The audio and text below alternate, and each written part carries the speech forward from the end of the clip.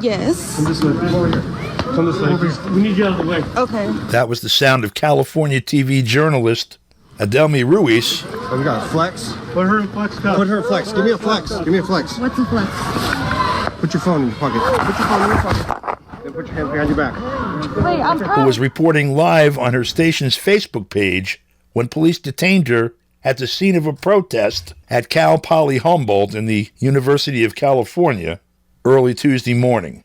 The school's campus has been shut down since last week after protesters took over a building there, mirroring the situation around the country, including in New York at Columbia University, at UCLA in Los Angeles, and elsewhere. This isn't the first time that college campuses have exploded in protest over war. This was then President Richard M. Nixon on May 5th, 1970, a day after Ohio National Guard shot and killed 4 protesting students at Kent State University. I would hope that all the members of this administration would have in mind the fact, a rule that I have always had, and it's a very simple one. When the action is hot, keep the rhetoric cool. This coming Saturday will mark the 54th anniversary of the Kent State shootings. We spoke with Laurel Krause, director of the Allison Peace Center, whose sister Allison Krause was one of the 4 students killed at Kent State. Laurel, what are you feeling today? Well, it's a little trepidatious. It's been quite a week with so much student unrest across the nation, and our government and media continuing to ignore what the students are asking for. So it's been personal for me. As you know, my sister Allison Krause was one of the 4 students killed on May 4, 1970. And as I watch this and hear it and look at YouTubes and interact on social media, it takes me back to 1970 when my sister was killed, and she had no voice either. They didn't listen to her. They didn't listen to her demands against the Vietnam War and Cambodian invasion. It is a very similar experience right now for me. You know, I remember that time. I'm old enough. And one of the things that I've noticed that's similar to what we're seeing now is the almost wall-to-wall demonization of the students, then as communist dupes, today as Hamas dupes or worse. And this is space where their voices should be heard. What we have now is social media that we didn't have then. I don't know. What should be done? What is to be done? As you know, that's the question always, right? What is to be done? Well, I've actually heard my neighbors say things like, the students that are protesting right now are being controlled by other forces that are very bad, like Hamas, etc. And that is just patently not true, except for those that are infiltrated, that are going against the pro-Palestinian protesters. And there's a lot of those.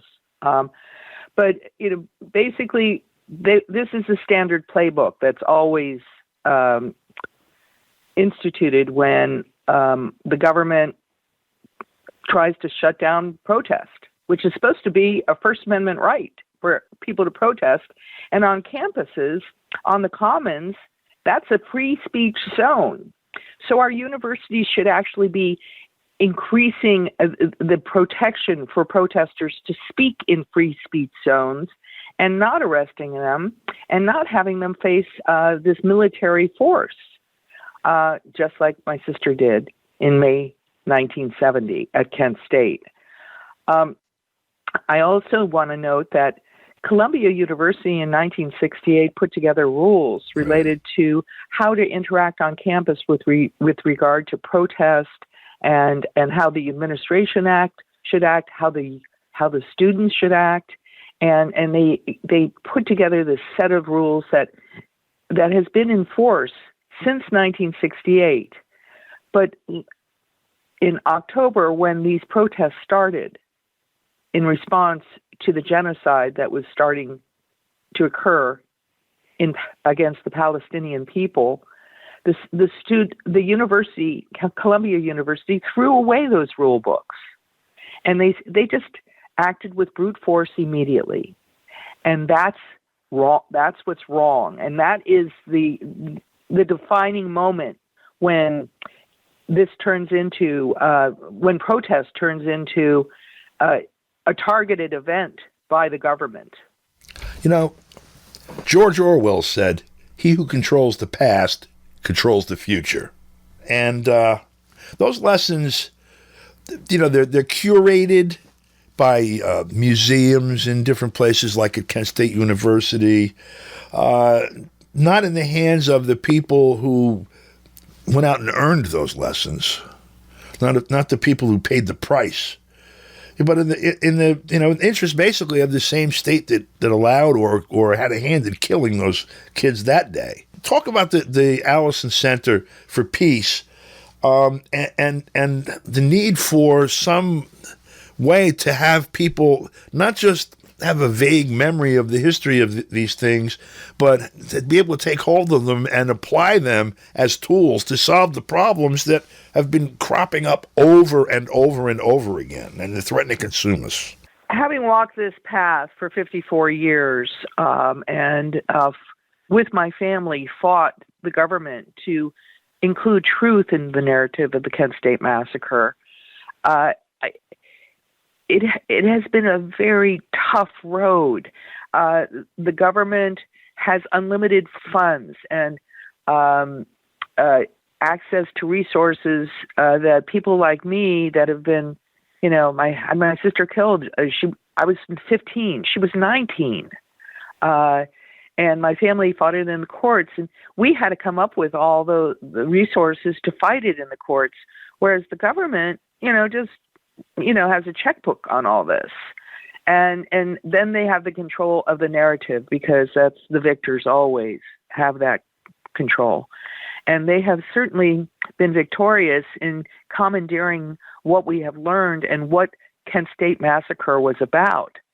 It was about students protesting against a war and a government refusing to hear those students. And here we are again at the same point. And they're doing exactly the same thing, bringing out brute force instead of listening, instead of having deliberation, instead of having meetings where how can we come to terms here? How can we make sure that, you know, that the students feel heard and the university, you know, is calm? That is not their concern. They're fueling the flames. They're making it worse at every chance, and they're making it dangerous.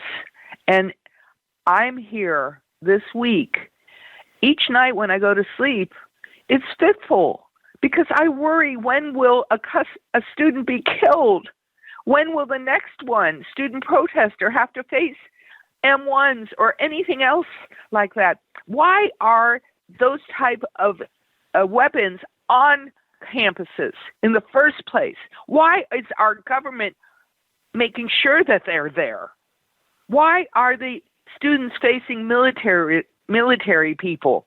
What is going on? This has to stop. We have learned nothing from the Kent State Massacre. Laurel Krause, thank you very much.